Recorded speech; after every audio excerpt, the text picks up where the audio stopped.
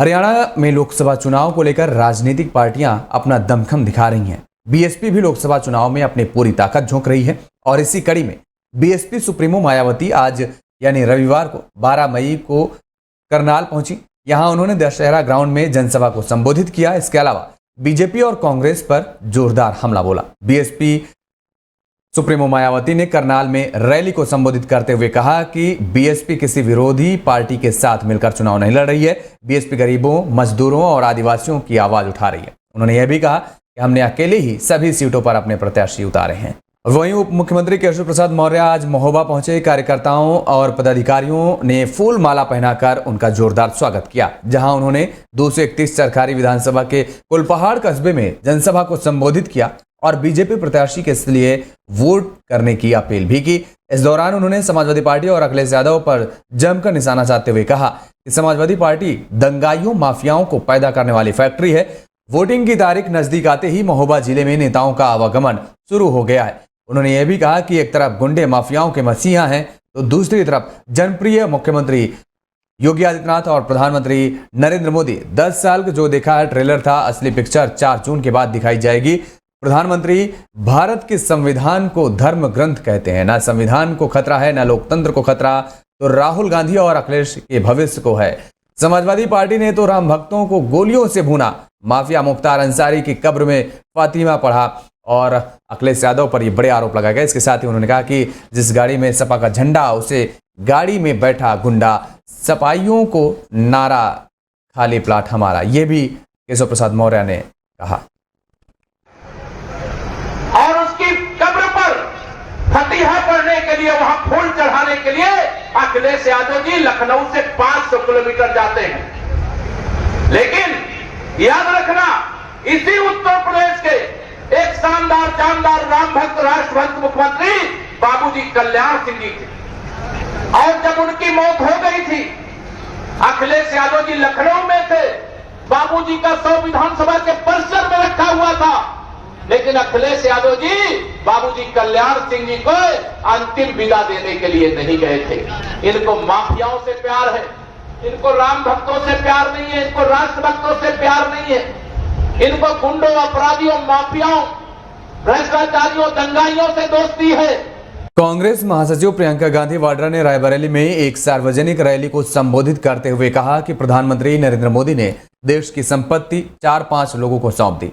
यहां तक कि उन्होंने नोटबंदी भी लागू कर दी, जिससे छोटे व्यवसायियों और महिलाओं को बहुत परेशानी हुई है। उन्होंने कहा कि इन 10 साल में आपकी स्थिति में कोई सुधार नहीं हुआ है। कांग्रेस की महासचिव प्रियंका गांधी ने रायबरेली से कांग्रेस उम्मीदवार राहुल गांधी के पक्ष में चुनावी रैली को संबोधित करते हुए पीएम मोदी पर जमकर हमला बोला। प्रियंका गांधी ने पीएम मोदी पर आरोप लगाया कि पिछले 10 वर्षों में उन्होंने एक बार भी किसी गांव का दौरा नहीं किया या किसी किसान से उसकी समस्या नहीं पूछी। अब आजकल मोदी जी के भाषण सुनिए, वो कह रहे सावधान रहो, कांग्रेस पार्टी के नेता तुम्हारे घर के अंदर आ जाएंगे, तुम्हारी भैंस चुरा लेंगे। बताइए। और दूसरी तरफ सावधान रहो बहने, तुम्हारे गहने ले जाएंगे, एक्सरा की मशीन लाएंगे और घरों के अंदर घुस के तुम्हारे मंगलसूत्र, तुम्हारे गहने चुरा लेंगे। बताइए, ऐसी मशीन होती भी है कि मंगलसूत्र निकाल के दिखाती है। ये देश के प्रधानमंत्री कह रहे हैं, इनके पास कुछ बचा ही नहीं रहा कहने का। जनता हंस रही है। 55 सालों से इस देश में जब से आजाद हुआ, 55 सालों से कांग्रेस के नेता रहे, कांग्रेस की सरकारें रही। कोई आया आपके घर में भैंस चुराने के लिए? किसी ने आपके मंगलसूत्र पे आंच आने दी? और खबर महोबा से है, जहां पर कबरई थाना क्षेत्र के सुकौरा रेलवे अंडरब्रिज के पास एसएचओ द्वारा गठित पुलिस टीम को बड़ी सफलता हाथ लगी है। पुलिस ने लोकसभा चुनाव को लेकर चलाए जा रहे अभियान के तहत हिस्ट्री शीटर को गिरफ्तार कर 12 किलो 700 ग्राम गांजा बरामद किया है। फिलहाल पुलिस ने आरोपियों को गिरफ्तार कर जेल भेज दिया है। बहराइच में 12 मई यानी कि कल लोकसभा सामान्य निर्वाचन अंतर्गत होने वाले मतदान के लिए प्रशासन की तैयारी पूरी कर लिया गया है और इसी कड़ी में मतदान शांतिपूर्वक संपन्न कराने के उद्देश्य से नवीन कृषि उत्पादन मंडी समिति सलारपुर से अपने गंतव्य स्थल की तरफ रवाना हो चुकी है। पोलिंग पार्टियों की रवानगी के समय सामान्य प्रेक्षक अनिल राय, जिलाधिकारी मोनिका रानी और पुलिस अधीक्षक वृंदा शुक्ला, कई अधिकारी मौजूद रहे। कल मतदान होना है, उसी के क्रम में आज पोलिंग पार्टियां मंडी से रवाना हो रही हैं और बहुत ही चीज थी, लेकिन गांजा शुरुआत में क्यों लिखा था? यहाँ से रवानगी सुनिश्चित की गई है। 25 हम लोगों ने हर विधानसभा में टेबल लगाई है ताकि उन्हें अपनी अटेंडेंस लगाने में, अपनी सामग्री लेने में कोई दिक्कत ना हो। बहुत सारे पिंक बूथ बनाए गए हैं, युवा बूथ बनाए गए हैं, दिव्यांग बूथ बनाए गए हैं, मॉडल बूथ बनाए गए हैं, वेबकास्टिंग की व्यवस्था की गई है, वीडियोग्राफर और स्टेटिक मैजिस्ट्रेट लगाए गए हैं, माइक्रो ऑब्जर्वर्स लगाए गए हैं। और उधर अमरोहा थाना कोतवाली बाजार रजाक में दुकान पर किताबें खरीदने आए बुजुर्ग की जेब कतरे ने काट डाली। बता दें कि जेब कतरा बुजुर्ग की जेब से 50,000 रुपए चुराकर फरार हो गया। हालांकि पूरी घटना शातिर जेब कतरा सीसीटीवी कैमरे में कैद हो गई है। घटना की सूचना मिलने के बाद पुलिस सीसीटीवी फुटेज के आधार पर चोर की पहचान करने में अब जुट गई है। बदायूं की जरीफनगर और एसओजी पुलिस टीम को बड़ी सफलता हाथ लगी है। बता दें कि घुमंतु गिरोह के साथ पुलिस की मुठभेड़ में एक बदमाश घायल हो गया है और इस दौरान पुलिस ने 4 लुटेरों को गिरफ्तार किया है। गिरफ्तार लुटेरों से लूटे और चोरी किए गए जेवरात और नकदी भी बरामद की गई है। बताया जा रहा है कि लुटेरों ने थाना जरीफनगर क्षेत्र के जतकी गांव के 4 घरों में चुनाव के दौरान लूट की घटना को अंजाम दिया था, जिसके बाद पुलिस लगातार लुटेरों की धरपकड़ में जुटी हुई थी।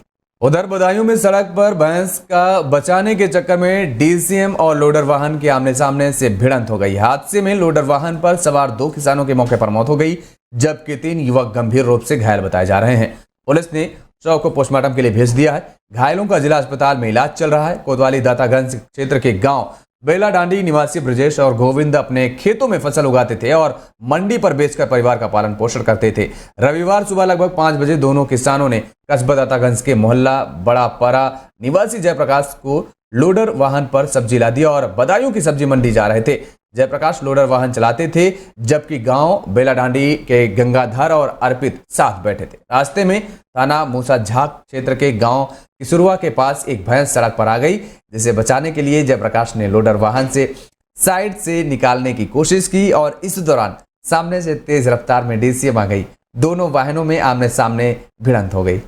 उधर फर्रुखाबाद के कादरी गेट थाना क्षेत्र में स्थित एशिया की सबसे बड़ी सातनपुर मंडी में लोकसभा निर्वाचन में पोलिंग पार्टियों के साथ रवाना होने के लिए ऑटो रिक्शा में जा रहे 3 मतदान कार्मिक ऑटो रिक्शा पलटने से घायल हो गए। उन्हें तत्काल अस्पताल भेजकर घायलों का इलाज कराया गया है। पोस्ट ऑफिस फतेहगढ़ में कार्यरत प्रदीप कुमार पांडे, आशीष दीक्षित और विमलेश की ड्यूटी मतदान अधिकारी के रूप में लगी हुई थी। रविवार वह ऑटो रिक्शा से मंडी समिति सातनपुर में पोलिंग पार्टियों के साथ रवाना होने के लिए जा रहे थे। वह लोग जैसे ही रिलायंस पेट्रोल पंप के पास इटावा बरेली हाईवे पर पहुंचे, ऑटो रिक्शा पलट गया और तीनों लोग घायल हो गए। घायलों को स्थानीय लोगों ने लोहिया अस्पताल भिजवाया।